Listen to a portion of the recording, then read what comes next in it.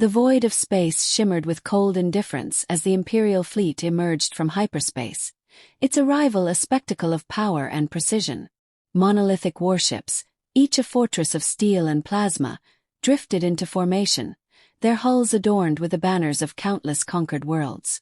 Their sleek exteriors reflected the light of distant stars, casting sharp glints like the edges of freshly forged blades. The Empire had arrived. From the command bridge of the flagship Primarch's Will, High Commander Zorath watched the display with a sense of ritualistic pride. His form, tall and armored in ceremonial obsidian plating, radiated dominance. His 4 reptilian eyes blinked in calculated rhythm as he observed the swirling holographic projection of the target system. "Another nameless speck," he muttered, mandibles clicking in mild disdain. "Another world to be brought to heel." Behind him, advisors and tacticians from a dozen subjugated species moved with synchronized efficiency, their voices low but urgent. Each of them belonged to a race that had once believed themselves unconquerable. Now they wore the sigils of servitude, mere cogs in the grand machine of the Empire. Zorath's gaze lingered on the blue-green world at the heart of the projection, Earth. A scrawny advisor, his iridescent skin shifting in hues of anxiety, spoke up. "Reports indicate the humans have only just achieved interstellar capability, High Commander. Their fleets are insignificant." "Not fleets," Zorath corrected, his voice a low, resonant growl. "A species like this doesn't deserve fleets. They deserve an example." He turned to face the gathered officers. His gaze swept over them, eyes like burning coals beneath his brow. "This conquest will not be swift. It will be grand. The finest warriors from every corner of the Empire shall compete for glory. Their victories will be recorded in the scrolls of eternal triumph." The chamber erupted with sharp claps of approval, the striking of claws, the tapping of armored digits against steel. This was not just war. This was a performance.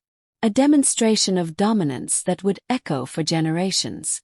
"Summon the champions," Zorath declared, his arms raised wide. "The Grashka of the blood pits of Varrock. The Draxel of the Iron Tribes. The Skullith Wraiths. Each of them shall fight for the honor of crushing humanity's spirit." The projection shifted, displaying images of the warriors he had named.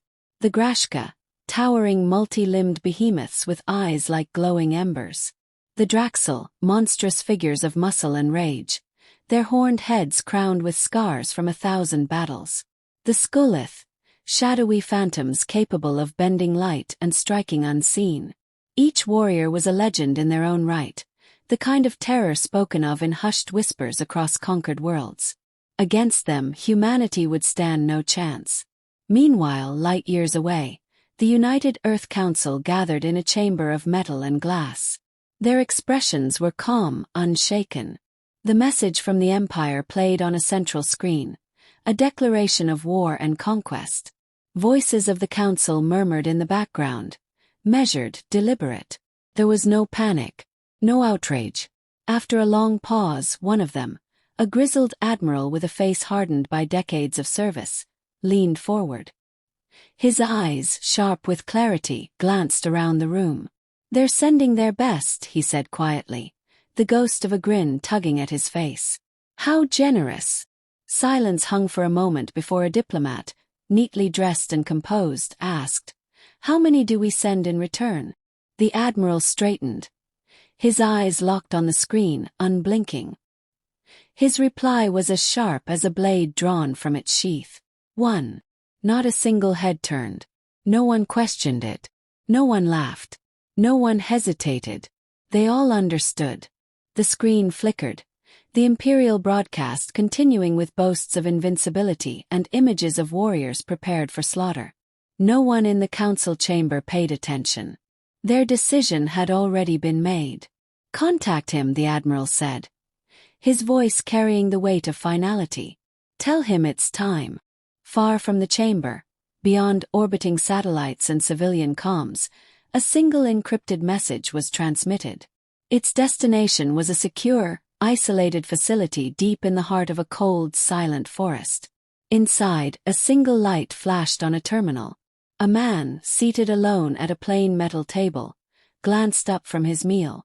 Slowly, he set his fork down and wiped his hands with deliberate care.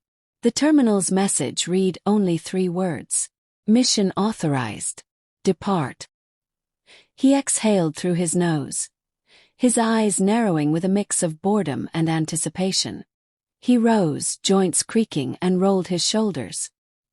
His gaze lingered on the terminal for a moment longer before he turned away, vanishing into the shadows of the facility. The Empire had sent its greatest warriors. Humanity had sent one. The third champion to enter the arena was no ordinary warrior. The Skullith wraiths were whispered legends, creatures of myth and shadow.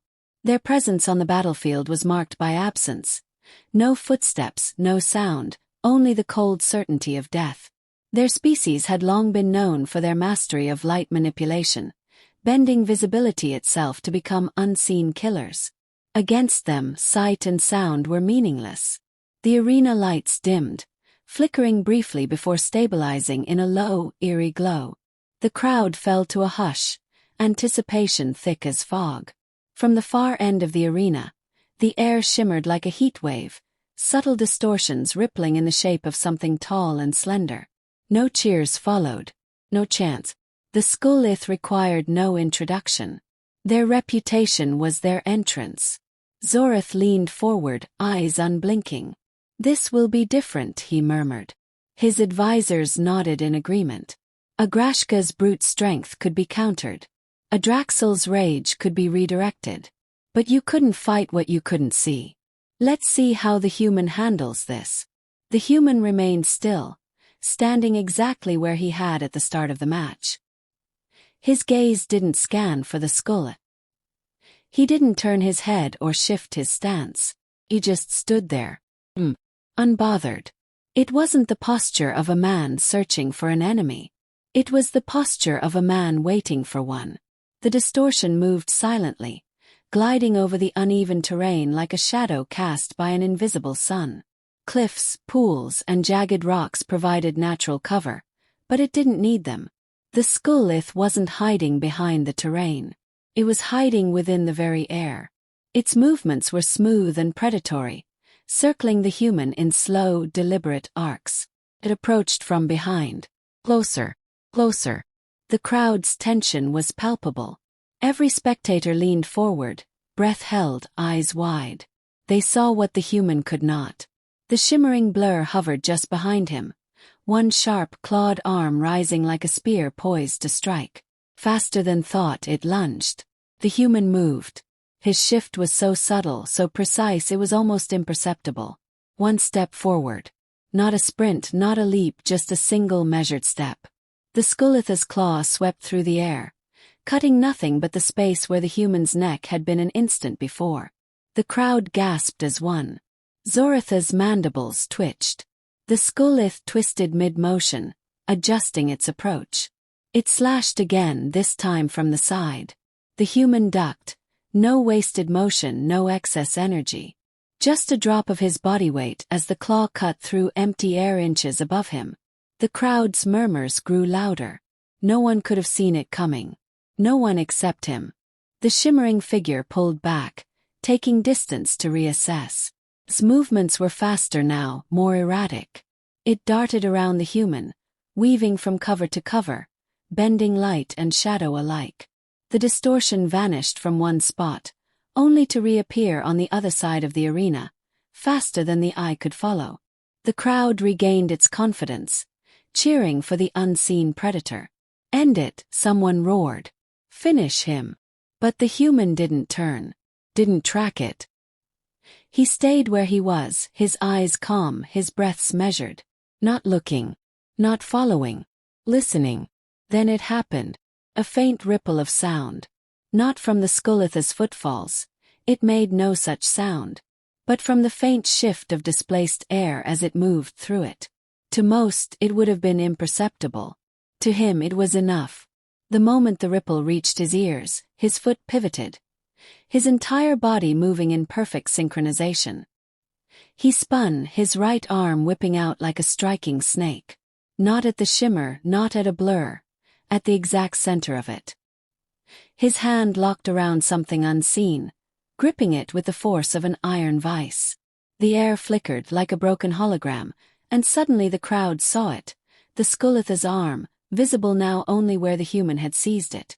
The crowd's roar froze mid-throat. Silence fell again. The Sculith thrashed, twisting its arm, attempting to turn invisible once more, but it didn't matter. The human didn't let go. With a sharp twist, he dislocated its limb with a sickening pop, followed by a deep, guttural screech that echoed across the arena. The Sculith's camouflage flickered, struggling to remain active. Its form glitched in and out of visibility, like an old, flickering projector. The human didn't hesitate. He pulled hard. The Sculith's body jerked forward, off balance. Before it could react, his knee shot upward, slamming into its midsection with a hollow thud. The sound was wrong, too deep, too final. Its form shimmered fully into view as it crumpled to its knees, clutching its torso. Zoratha's claws dug into the metal console. "No," he muttered, eyes darting. "That's impossible. How did he hear it?" "He's not hearing," said one of the subcommanders. His voice barely audible, like he didn't want to believe his own words.